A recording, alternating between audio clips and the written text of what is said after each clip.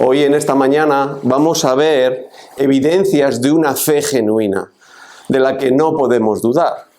Así que os animo a leer conmigo en Primera de Pedro, del 22 al 25, y dice así la palabra de Dios: puesto que en obediencia a la verdad habéis purificado vuestras almas para un amor sincero de hermanos, amaos unos a otros entrañablemente de corazón.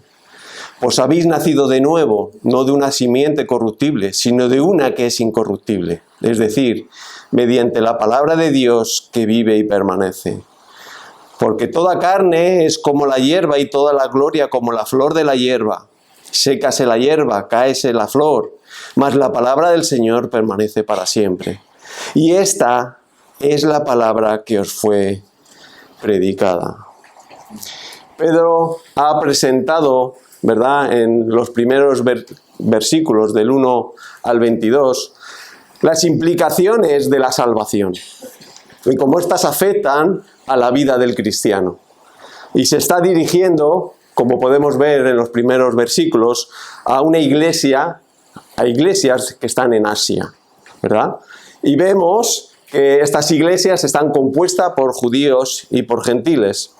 Y en los versículos anteriores, Pedro ha estado dando mandatos claros que los cristianos cumplirán con relación a lo que ahora son en Cristo. Porque han renacido de nuevo, como dice el versículo, ¿verdad? 2, según el previo conocimiento de Dios por la obra santificadora del Espíritu, para obedecer a Dios y ser rociados con su sangre, que la gracia y la paz sean multiplicadas. 3, bendito sea el Dios y Padre de nuestro Señor Jesucristo, quien según su misericordia nos ha hecho nacer de nuevo. Por tanto, el cristiano se le caracteriza porque ha nacido de nuevo. Y vamos a ver cómo hay una relación, ¿verdad?, entre la obediencia y la fe, entre nacer de nuevo y obedecer.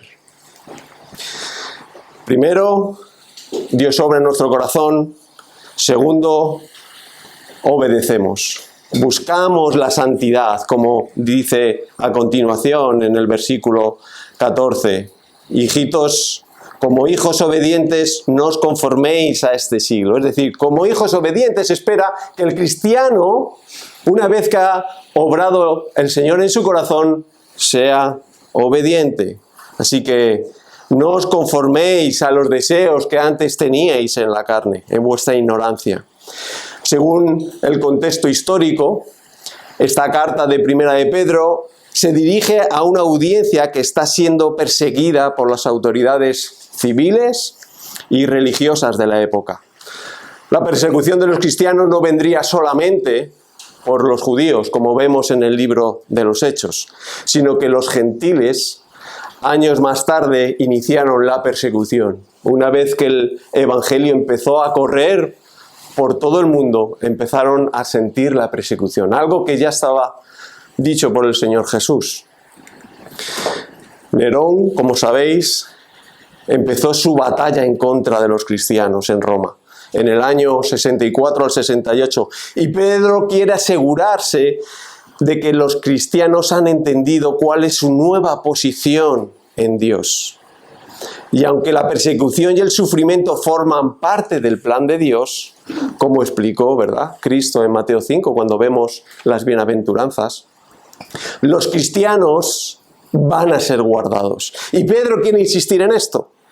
Pedro quiere insistir que los cristianos van a ser guardados. Por tanto, quieren que confíen que su heredad está asegurada en los cielos, esperándole. Pedro va a desarrollar en este texto las evidencias de la salvación. Las evidencias es la obediencia, punto 1, el amor a los hermanos, punto 2, y el nuevo nacimiento, punto 3.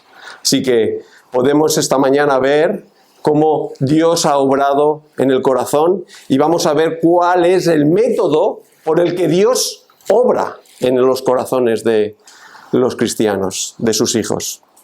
Así que Hemos visto cómo Pedro ha utilizado verbos imperativos y sabemos que cuando aparecen los verbos imperativos no son sugerencias, no son preferencias, sino que son mandatos, son ruegos, son peticiones.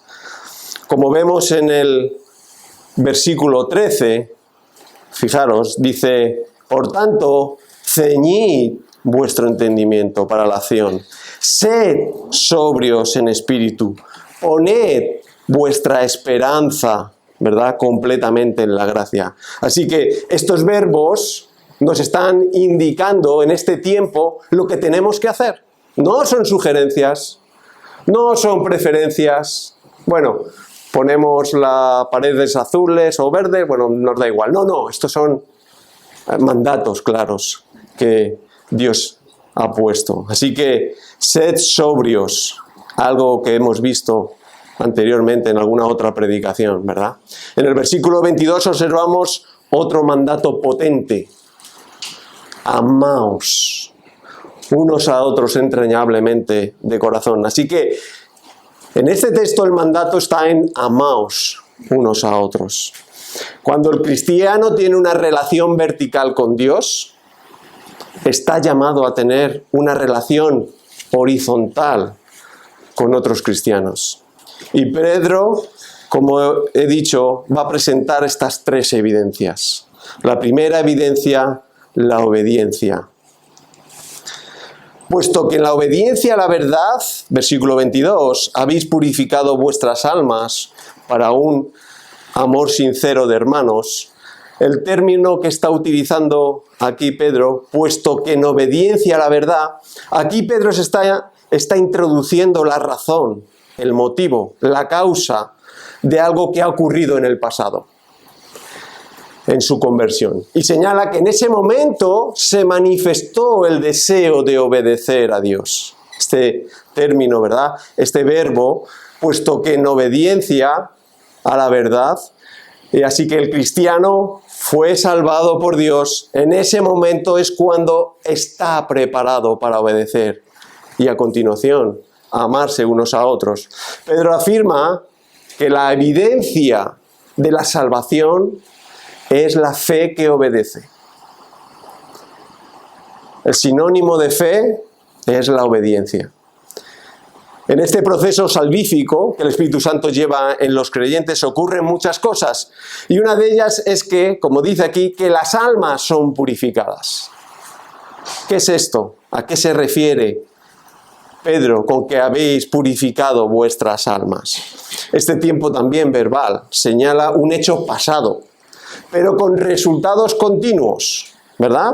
Como hemos visto en la anterior. En otras traducciones, en Reina Valera, aparece como un participio perfecto, es decir, habiendo purificado. Dios no se queda solo en perdonar y limpiar nuestros pecados pasados, sino que estamos viendo que nos está capacitando con recursos para obedecer en el presente y en el futuro. Esta palabra purificado en original viene de la misma raíz que la palabra santo, que hemos visto, he leído el 14 y el 15, ¿verdad? El 15 al 16 también. Como sabemos en las Escrituras, la purificación fue un requisito que Dios mandó a los hombres antes de pasar a su presencia en el tabernáculo. ¿Os acordáis del libro, verdad? Lo podemos ver en el libro de Levítico. Esta purificación es un acto ceremonial externo. Y esta misma palabra es la que Lucas utiliza en Hechos 21-26, donde escribe: Pablo tomó consigo a los hombres y el día siguiente, purificándose junto a ellos, fue al templo. Esta es una purificación externa, pero la purificación a la que está hablando Pedro aquí se refiere a una purificación moral interna. Una purificación moral interna. Y esta es la obra de Dios. Y esta es la obra de Dios. Otro texto que vemos con este mismo concepto de una purificación moral interna, la encontramos en Santiago 4:8. Dice, acercaos a Dios y Él se acercará a vosotros. Limpiad vuestras manos, pecadores, y vosotros, los de doble ánimo, purificad vuestros corazones. Esta purificación es el acto interno que Dios lleva en el corazón del cristiano, pero el hombre debe continuar limpiándose de sus pecados, ¿verdad? Pedro está aquí conectando esta obra de purificación del versículo 22 con la obra del Espíritu Santo, esta obra santificadora que hemos visto en el versículo 2, ¿verdad? Esta obra santificadora del versículo 2, que a su vez esta obra permite al cristiano buscar la santidad, que la vemos en los versículos 15, ¿verdad? 15-16, donde dice, sino que así como aquel que os llamó es santo, así también sed vosotros santos en toda vuestra manera de vivir. La palabra santo, la palabra purificación, tienen su misma raíz. Tienen su misma raíz. En otras palabras, ser purificados por Dios significa ser salvo. Ser purificados por Dios significa ser salvo. Esta purificación, como continúa, del alma, ¿esto qué se refiere? ¿A qué se está refiriendo esta alma? Se refiere al ser interior de la persona, no en un sentido místico, sino con el significado hebreo, ¿verdad? Sabemos que Pedro era judío, y este es el significado que tiene. El judío, el alma, está señalando, ¿verdad?, a la persona, a su interior, a su cuerpo. Y Pedro señala que habéis purificado vuestras almas. Es decir, es un hecho pasado cuando Dios obró en el corazón de los cristianos. Al igual que Dios ha obrado en nuestros corazones, continuamos una vida de obediencia y de santidad. Y eso es lo que se está diciendo Pedro. Aunque estáis sufriendo, tenéis que seguir siendo obedientes. Pedro les está diciendo que el hecho de obedecer a la verdad está mostrando que han sido purificados y Dios los ha salvado. Así que Pedro se refiere a obedecer la verdad. ¿Qué es esto? ¿A qué se está refiriendo? Obedecer la verdad. A obedecer el Evangelio. A obedecer el Evangelio. Juan escribe palabras del Señor Jesús en la oración intercesora. Juan 17 dice, santifícalos en tu verdad, tu palabra es verdad. El acto de purificación de estos cristianos ocurrió en el pasado cuando escucharon y creyeron en el Evangelio. Por eso están mostrando obediencia. Hemos visto en este versículo cómo Pedro está conectando la fe con la obediencia y un poco más adelante, en el capítulo 4, 17, dice, porque es tiempo de que el juicio comience por la casa de Dios. Y si comienza por nosotros primero, ¿cuál será el fin de los que no obedecen al Evangelio de Dios? Obedecer es sinónimo de creyente. Obedecer es sinónimo de creyente. Así que creer el Evangelio nos lleva a obedecer. Por eso no existen cristianos carnales. Es decir, cristianos que una vez hicieron una oración de fe, pero luego viven una vida de pecado. El Evangelio es sinónimo, como he dicho, a la obediencia. Es imposible ser salvo y no obedecer. La obediencia muestra nuestra purificación y también muestra el deseo de purificarnos. ¿Y cómo nos purificamos?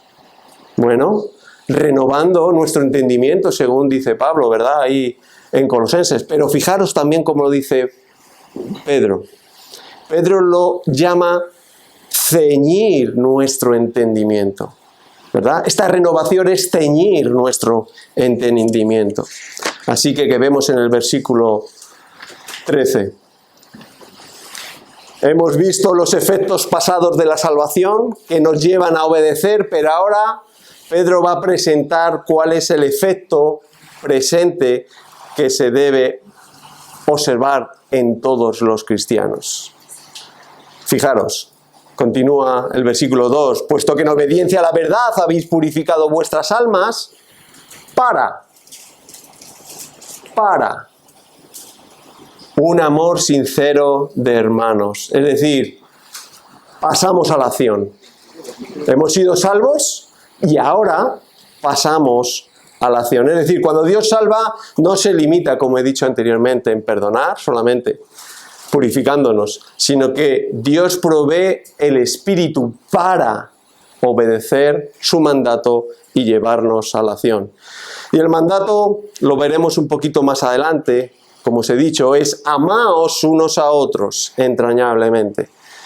He dicho anteriormente que no es una sugerencia, es un mandato, ¿verdad? Dios obra en nuestros corazones para que llevemos a cabo lo que Él nos está mandando. Si no fuera así, sería imposible. Si no fuera así, esto sería imposible. Así que hemos visto que Dios nos ha salvado, Dios ha obrado en nuestro corazón y todo esto nos lleva a tener una vida, ¿verdad?, de obediencia. Pero quiero que veamos cuando dice amaos unos a otros entrañablemente, ¿verdad? Pero antes de llegar, ¿verdad?, al mandato, habla de un amor como hermanos. ¿Qué tipo de amor es este? ¿Qué tipo de amor es este como hermanos? Pues este amor es el que hay en la familia. El amor familiar entre padres e hijos, entre hermanos de sangre, eso es lo que se debe ver con los creyentes. El mismo amor que se tiene cuando un hijo, ¿verdad?, está cuidando de su padre o de su madre y se preocupa por su salud, así debe ser el amor entre los hermanos. Pedro ha exhortado a este tipo de amor porque sabe que es bastante común, ¿verdad?, encontrarnos en una situación difícil como en este momento se estaban encontrando estos hermanos. Por eso él escribe esta carta. Y es bastante común encontrarse en una situación difícil, pensar en uno mismo y no pensar en los demás. Es lo normal.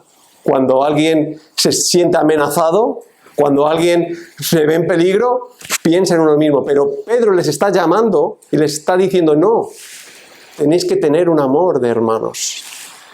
Un amor de hermanos y pensar en los demás. Y me viene siempre a la mente este texto cuando pienso en estos versículos. Cuando Jesús está ahí colgado en la cruz, en Juan 19, 26, ¿qué estaba haciendo? Preocupándose por su madre y preocupándose por sus discípulos. Esto es tremendo. Esto es tremendo. Acompañarme a Marcos 3.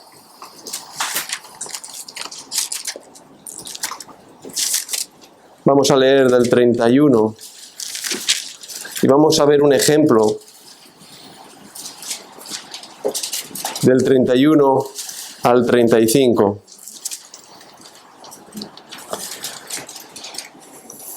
Entonces llegaron su madre y sus hermanos y quedándose fuera le mandaron llamar. Y había una multitud sentada alrededor de él y le dijeron, he aquí tu madre y tus hermanos están fuera y te buscan. Respondiendo, él dijo, ¿quiénes son mi madre y mis hermanos? Y mirando en torno a los que estaban sentados en círculo alrededor, dijo, he aquí mi madre y mis hermanos, porque cualquiera que hace la voluntad de Dios, ese es mi hermano y mi hermana y mi madre. Así que Jesús está presentando a sus discípulos como su nueva familia. Como su nueva familia espiritual. ¿Por qué? Porque están haciendo la voluntad de Dios. Y vamos también a Primera de Timoteo 5.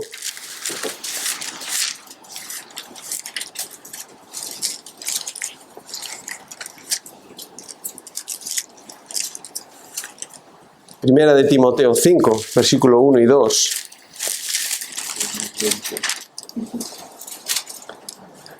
Fijaros, el trato que tiene que tener Timoteo con los miembros de la iglesia.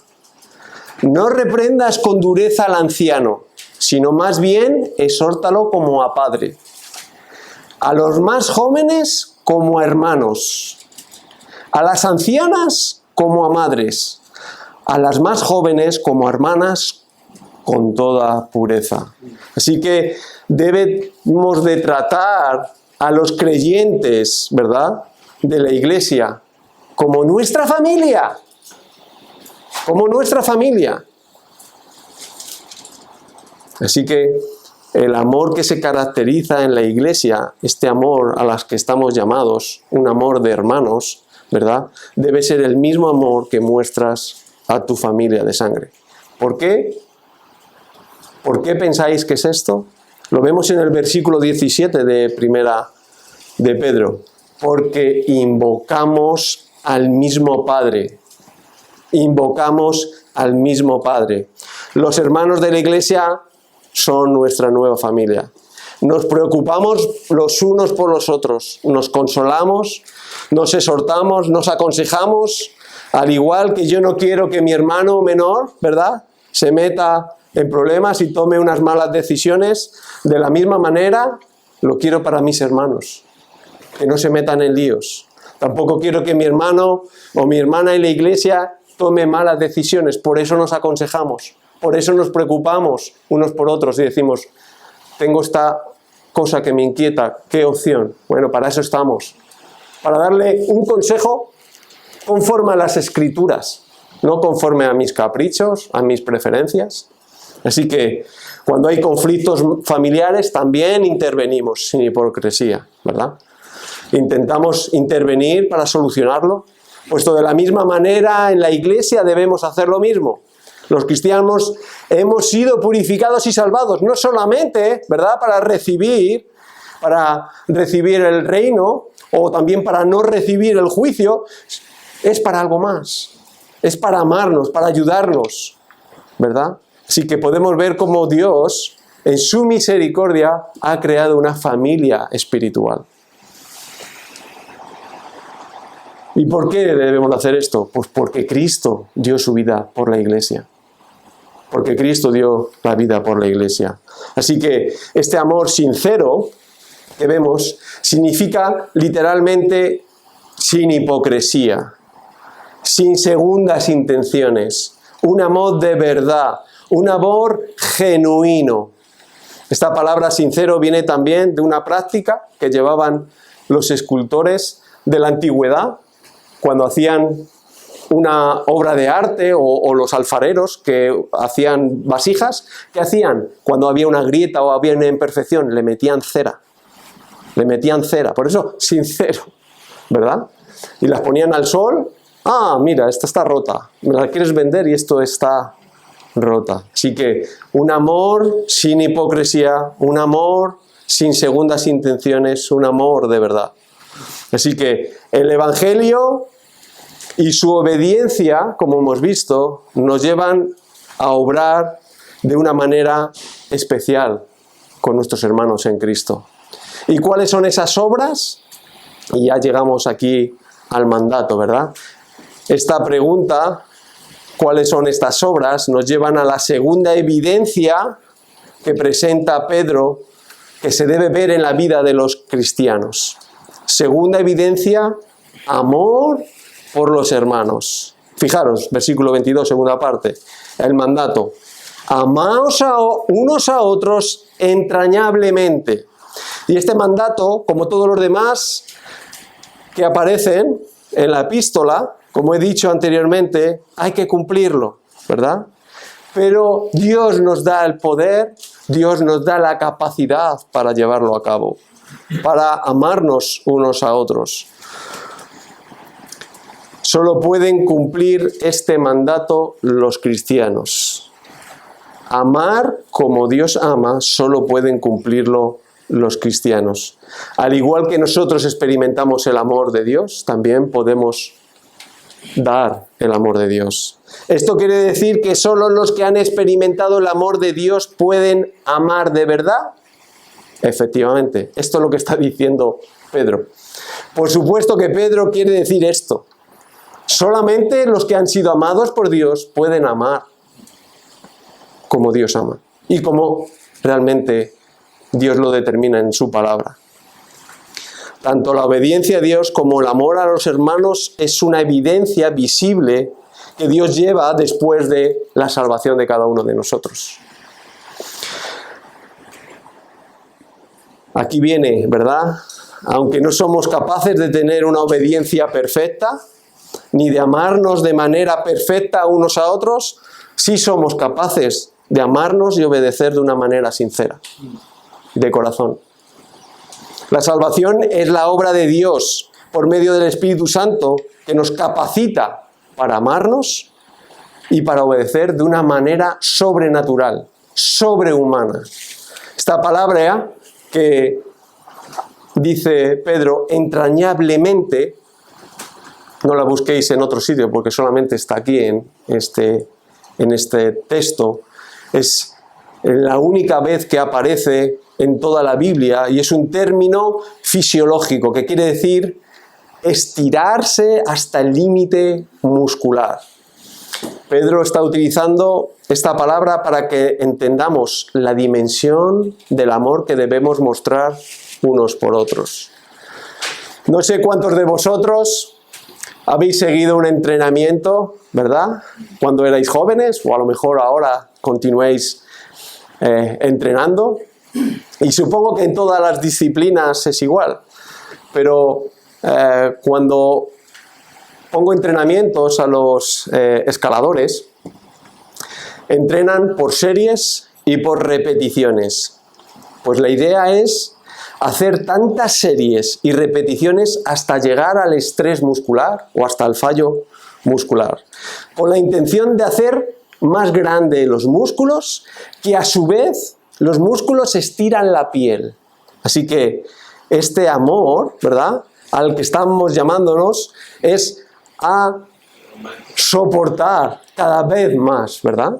A soportar y cada vez más. Pedro anima a sus lectores a que se amen así, que se estiren, que se pongan a prueba, ¿verdad?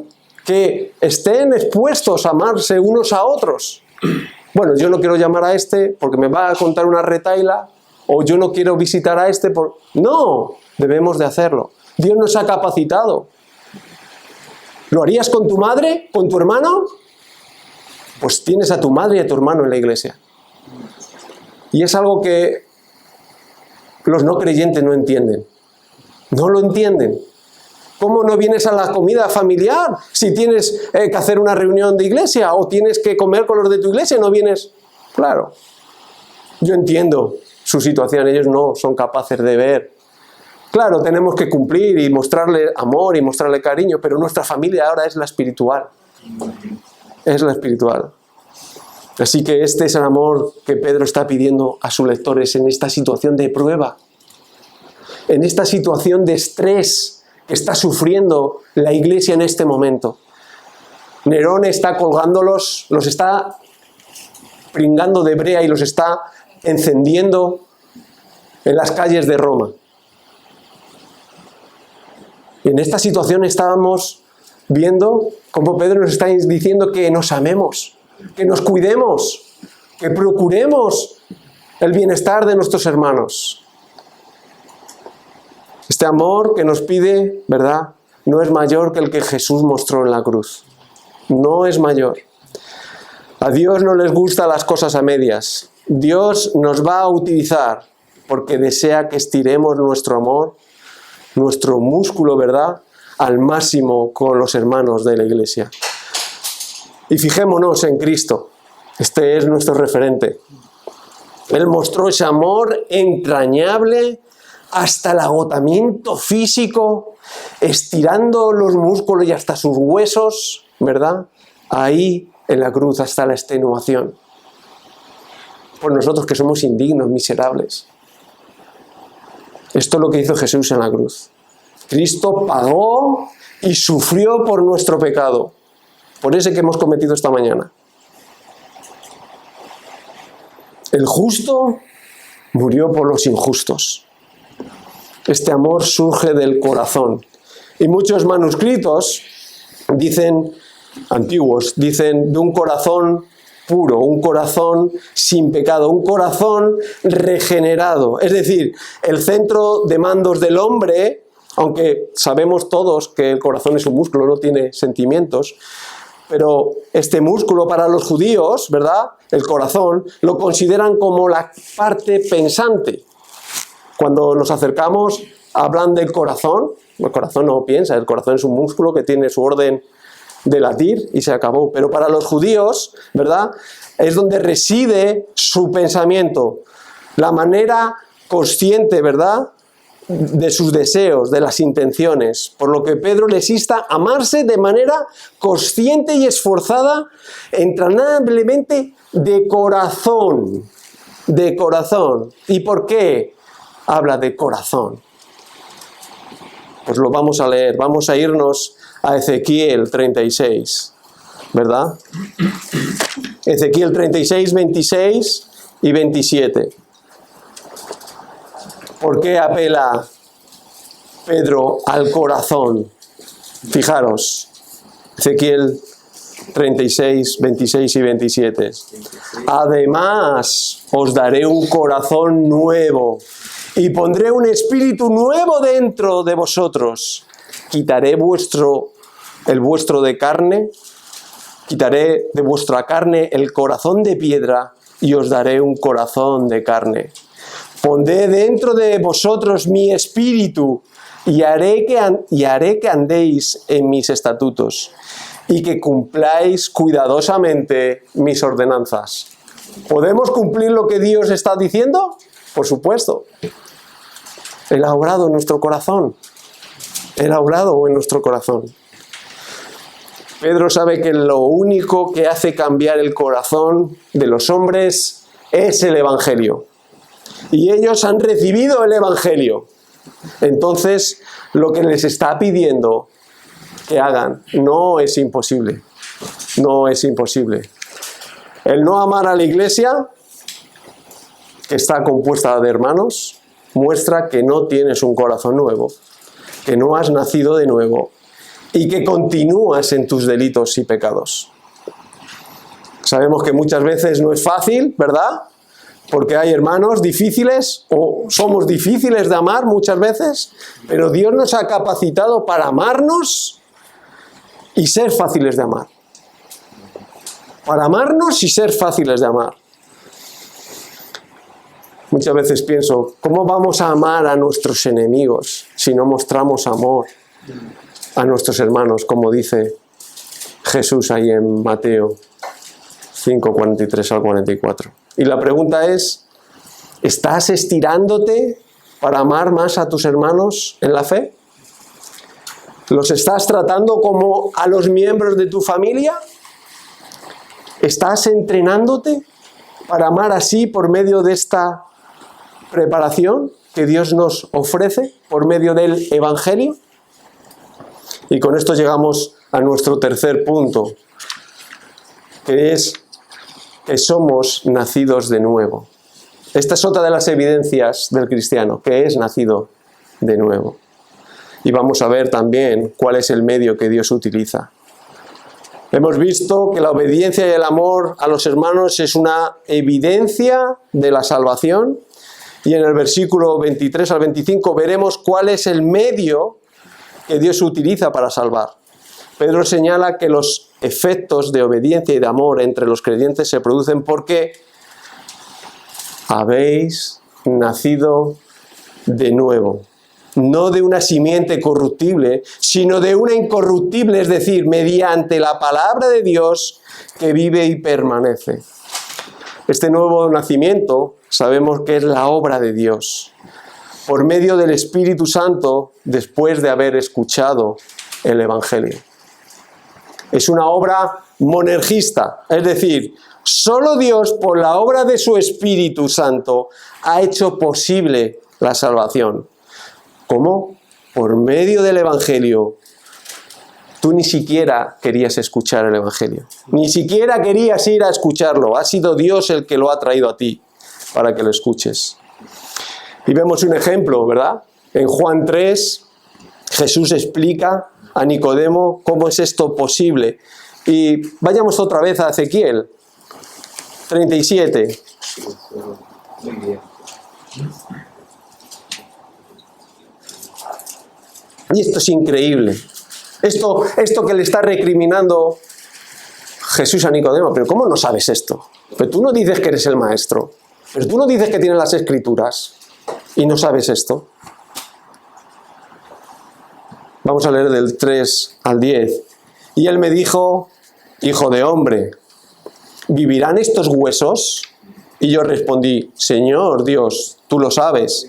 Entonces me dijo, profetiza sobre estos huesos y diles, huesos secos, oíd la palabra del Señor. Así dice el Señor Dios a estos huesos. He aquí, haré entrar en vosotros espíritu y viviréis. Y pondré tendones sobre vosotros, haré crecer carne sobre vosotros, os cubriré de piel y pondré espíritu en vosotros y viviréis. Y sabréis que yo soy el Señor. Profeticé, pues como me fue mandado, y mientras yo profetizaba hubo un ruido y luego un estremecimiento, y los huesos se juntaron cada uno con su hueso.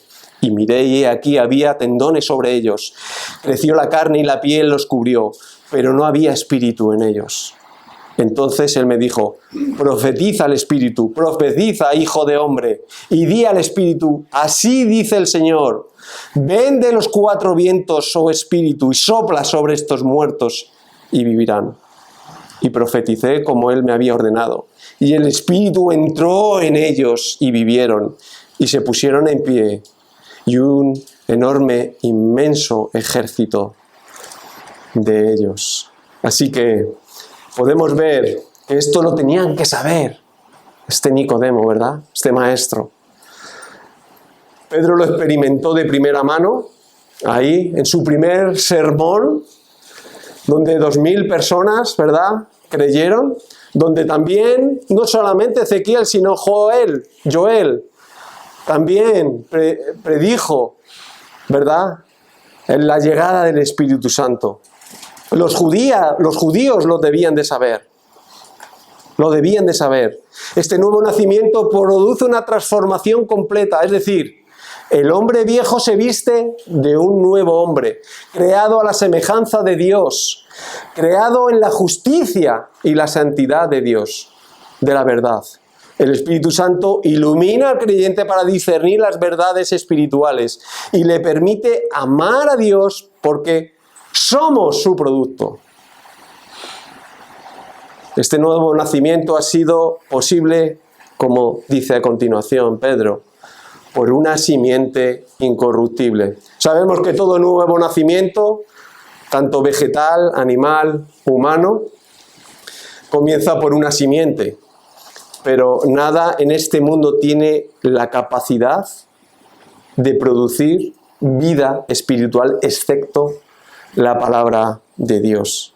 Este nuevo nacimiento ha sido posible por una simiente incorruptible. Y Pedro va a señalar cuál es esa simiente incorruptible que Dios usa para dar esta vida espiritual. Y esa simiente, queda claro que es la palabra de Dios.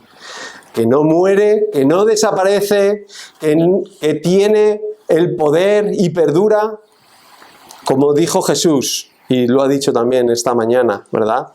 El cielo y la tierra pasarán, mas mis palabras no pasarán. Y nos preguntamos, ¿y por qué tiene poder la palabra de Dios? ¿Por qué tiene poder la palabra de Dios? Pues vamos a ver 6 puntos por qué tiene poder la palabra de Dios. Lo primero, porque es inspirada por Él. Es inspirada. Segunda de Timoteo 3:16, toda la escritura es inspirada por Dios y útil, ¿verdad? Para enseñar, para redarguir, para corregir, para instruir en justicia, a fin de que el hombre de Dios sea perfecto, enteramente preparado para toda buena obra. Entonces, si la palabra de Dios es inspirada, entonces, punto 2, es infalible y perfecta. ¿Qué significa esto de infalible? Pues que no puede fallar, no puede equivocarse. Y vemos el Salmo 119, el Salmo 19, 7, donde dice: la ley del Señor es perfecta, que restaura el alma. El testimonio del Señor es seguro, que hace sabio al sencillo.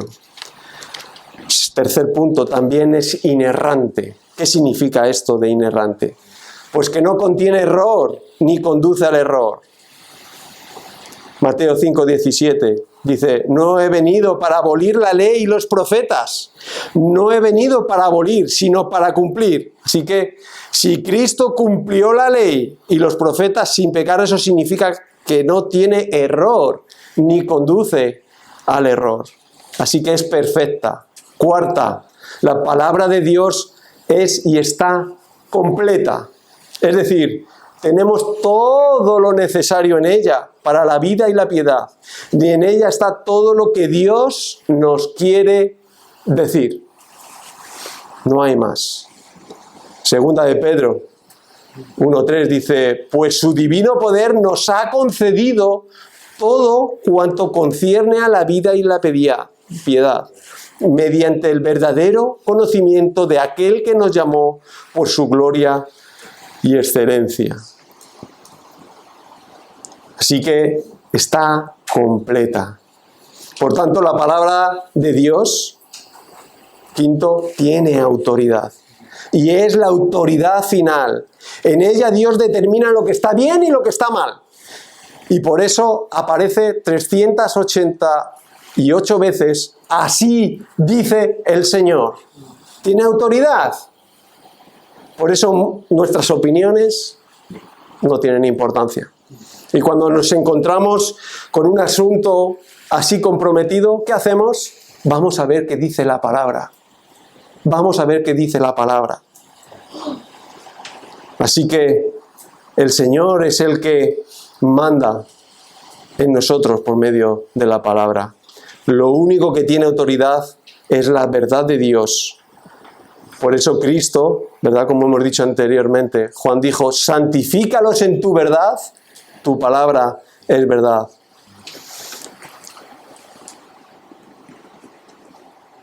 También la palabra de Dios es eficaz y cumple con su cometido. Fijaros, Isaías 55:11 dice: así será mi palabra que sale de mi boca, no volverá a mí vacía, sin haber realizado lo que deseo y logrado el propósito por la cual la envié. Y por último, la palabra es suficiente. No necesitamos nada más para ser transformados por Dios y crecer en santidad. No es la Biblia y algo más, como muchas falsas religiones o sectas dicen, ¿verdad? La Biblia y los catecismos, o la Biblia y el libro de los mormones. Nada de eso. La Biblia es suficiente. Pedro, bueno, todos los apóstoles, pero Pedro, Pablo, el autor de Hebreos, sabe que la palabra de Dios es viva y es eficaz y suficiente para hacer al hombre de Dios perfecto, equipado para toda buena obra. Y a continuación vemos cómo Pedro va a citar en los versículos 24 y 25 a Isaías 40, del 6 al 8. Y esta porción que cita aquí Pedro de Isaías se encuentra en una sección del 40 al 48 y corresponde a las profecías de consuelo y de esperanza tras el cautiverio que sufrirá el pueblo de Israel en Babilonia. Isaías enfatiza en este texto que Dios cumple sus promesas y los traerá de vuelta a su tierra, porque no se olvida de su pueblo como hacen los hombres, sino que si Dios lo dice, Dios lo cumple. Y Pedro quiere consolar, ¿verdad?, de esta misma manera a estos cristianos que están sufriendo. La vida del hombre es efímera, es fugaz, es momentánea, no tiene poder, no puede cumplir ni su palabra, pero en contraste está Dios, está su palabra. Por eso Pedro repite las mismas palabras de Isaías. Toda carne es como hierba, refiriéndose a que los humanos y los animales somos perecederos. Como diríamos, tenemos fecha de caducidad. Y toda su gloria como la flor de la hierba. ¿Qué nos está diciendo? Nos está dando a entender que si alguno destaca de entre los hombres, será como mucho una flor. Será como mucho una flor, pero al final es hierba. Así que sigue siendo pasto. Séquese la hierba, séquese la flor. Es decir, da igual lo influente que haya sido, o lo listo que haya sido, o lo preparado que haya sido, o lo rico que haya sido, desaparecerás igual que cualquier pobre, cualquier ignorante, ¿verdad? Porque todo muere y desaparece, excepto la palabra de Dios. Pero, sin embargo, toda persona que ha sido renacida por la palabra de Dios tiene el Espíritu Santo y está en Cristo. Por tanto, vive y permanece para siempre. Y la frase que vemos, y esta es la palabra que os fue predicada, en este texto lo vemos, se está refiriendo directamente al Evangelio, porque está utilizando Pedro aquí la palabra en el original, no como es común encontrarla, ¿verdad?, en las Escrituras como logos, sino que está utilizando otra palabra para un tema específico. Esta palabra es el Evangelio. El Evangelio. Así que el mensaje del Evangelio es lo único que tiene poder para que Dios cambie los corazones de las personas. Y como he dicho antes, ¿verdad?, Pedro, igual que Pablo, igual que el resto de apóstoles, no perdían el tiempo hablando de otras cosas que no sea la palabra de Dios, para que sus corazones sean transformados. Así que esto es increíble, cómo Dios obra por medio de su palabra. Por eso Pablo pudo decir: no me avergüenzo del Evangelio, porque es poder de Dios para salvación a aquel que cree. Primeramente al judío y después al griego. Porque en el Evangelio la justicia de Dios se revela por fe y para fe. Como está escrito: mas el justo por fe vivirá. Hermanos, el Evangelio es la clave para que Dios obre en los corazones de las personas. Solamente el Evangelio es y tiene poder para que la persona cambie su corazón de piedra a su corazón de carne. ¿Y qué debemos hacer? ¿Y cómo lo debemos hacer? Y si tenemos tiempo, pues explicamos desde Génesis. Pero si no tenemos tiempo, debemos de ser específicos. Primero señalamos que Dios es el creador y dueño del universo. Y está sentado, ¿verdad? Y es santo, que no puede ver ni siquiera el pecado. Como dice, limpio, muy limpio eres de ojos para ver el mal, como dice Habacuc 1:13. Y Dios es juez justo y está airado contra el impío todos los días, si no se arrepiente. Salmo 7:11. Segundo, ¿qué debemos de hacer? Primero, tenemos un Dios creador y santo. Segundo, el hombre es el enemigo de Dios a causa de su pecado. Romanos 3, del 10 al 13. No hay justo ni aun uno, no hay quien entienda, no hay quien busque a Dios. Todos se desviaron a una, se hicieron inútiles. No hay quien haga lo bueno, no hay ninguno, ni siquiera uno. Sepulcro abierto su garganta, con su lengua engañan, veneno de áspid hay debajo de sus labios. Así éramos cada uno de nosotros, hasta que el Evangelio nos alcanzó. Estábamos muertos en nuestros delitos y pecados, como dice Efesios 2:1, ¿verdad? Pecados, no fallos, como algunos dicen. Bueno, errores, no. Somos pecadores y tenemos que mostrarle a la persona que lo es. porque Él lo sabe que lo es. Tercero, debemos de decir que el pecado trae consecuencias terribles, y no solo la muerte, ¿verdad? Como dice Pablo 6, en Romanos 6:23, como nos enseña, que la paga del pecado es muerte, sino que también habrá un juicio donde se verán todos los secretos de los hombres, serán descubiertos y los estarán viendo. Todos los secretos, todos tus pecados, y serán juzgados. Pero aún hay más. Apocalipsis 21:8. Los cobardes, los incrédulos, los abominables, asesinos, inmorables, hechiceros, idólatras y todos los mentirosos tendrán su heredad en el lago de fuego y azufre, que es la muerte segunda. Así que explicamos que el pecado tiene consecuencias serias, que no es una cosa menor. Cuarto, aquí vienen las malas noticias. Nosotros no podemos hacer nada. El hombre no puede hacer nada para salvarse y cambiar su situación.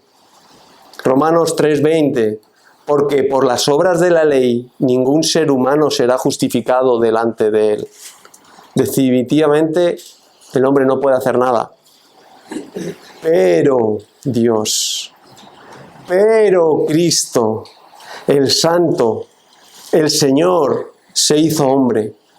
No conoció ni cometió pecado y se sacrificó en la cruz hasta la muerte por nuestros pecados, como dice 2 Corintios 5:21. Y el Padre lo resucitó al tercer día, verificando satisfactoriamente su sacrificio. Por eso resucitó, porque Él pagó por nuestros pecados. Nuestros pecados están cubiertos por la sangre de Cristo. Y ahora nosotros recibimos la recompensa, ese corazón nuevo. Ese corazón nuevo que nos hace ver nuestro pecado y nos hace acudir a Él en arrepentimiento. Así que, por tanto, el Evangelio es lo único que tiene poder para transformar vidas, para obedecer, para que el cristiano puedan amarse unos a otros. Y por eso en la Iglesia, y concretamente aquí en Redentor, se prioriza la predicación, los cursos de fundamento de la fe, cursos de evangelismo, curso de cómo entender lo que lees. Y es cierto que siempre pensamos en ayudar a los demás y como muestra de amor, ¿verdad?, en lo material. Y desde luego que es verdad. Pero no hay mayor muestra de amor que compartir el Evangelio. Esa es la prioridad. La prioridad. El Evangelio, ¿por qué? Porque eso es lo que tiene repercusión en esta vida y en la venidera. Como vemos en las Escrituras, siguen siendo relevantes hoy día y en cualquier época y en cualquier generación. Fijaros lo que dijo Isaías hace 2700 años. Él veía el mismo problema que vemos hoy. Al mal lo llama bien y al bien lo llaman mal. A la luz lo llaman tinieblas y a las tinieblas lo llaman luz. Hay evidencias, ¿verdad? Hay evidencias que en esta generación está dando un paso más. Ahora quieren confundir todo. Inventan palabras, inventan significados, niñes, todes. Pero estamos locos. Esto es una catástrofe. Esto está mal. Pero aún peor cuando estos quieren introducirse en la iglesia. Quieren cambiar el término amor, lo que significa su significado. Lo quieren retorcer y dándole un significado que no le corresponde, ¿verdad? No sé si habéis visto las pancartas estos de las fiestas de LGTBI, ¿verdad? Love, I love. El amor es amor. Quieren cambiar el término amor. O el término nacer de nuevo. ¿No lo habéis escuchado alguna vez? Cuando alguien ha tenido un accidente, he nacido de nuevo. Eso no es nacer de nuevo. Eso no es nacer de nuevo. Nacer de nuevo es la obra de Cristo en tu corazón por medio del Espíritu Santo y por medio de la palabra. Algunas iglesias limitan el nacer de nuevo con una oración. Repites esta oración y ya eres nacido de nuevo. En una iglesia en la que nos congregábamos hace muchos años, iniciando en un pueblo, yo daba la escuela dominical y venía a los padres de alguno de sus hijos. ¿Ha hecho la oración? ¿Ha hecho la oración? ¿Pero qué oración? No, es que si dicen esta oración... No, perdona. Si Dios obra en su corazón, esta persona tendrá un corazón nuevo y cambiará. No porque digas una oración. ¿Cuántos hay en el mundo engañados porque han repetido una oración? Levantaron la mano, ¿verdad? Esto es terrible, es tremendo. Hemos visto en esta mañana, y estamos terminando, que la palabra sigue siendo necesaria para cualquier época. Es la autoridad, porque sabemos que los cielos y la tierra pasarán, pero como dijo Jesús, mis palabras no pasarán. Concluimos sabiendo que los cristianos podemos obedecer a Dios, amarnos entre nosotros, porque hemos nacido de nuevo por medio de la palabra de Dios que actúa en cada uno de nosotros. Vamos a orar. Sí, Padre, gracias te damos, Señor, por tu palabra. Gracias, Señor, por la obra de Cristo a nuestro favor. Gracias, Padre, porque si estamos aquí hoy es porque tú has obrado en nuestros corazones o alguien nos ha acercado a ti. Señor, te damos gracias porque eres tú el que te acercas a nosotros, eres tú el que obras, eres tú el que nos salva. Señor, queremos ser conscientes de esta realidad y esto nos hace llevar nuestra mente a agradecértelo y que agradecértelo cada vez más. Señor, te pedimos, Padre, que no haya nadie en esta iglesia, Señor, que no entienda esto. Obra en su corazón, que el Espíritu Santo abra su entendimiento. Ayúdanos, Padre, a proclamar estas verdades y decir como Pablo decía, no me avergüenzo del Evangelio, porque es el poder de Dios. Gracias, Dios mío, por todo. En el nombre de tu Hijo amado. Amén.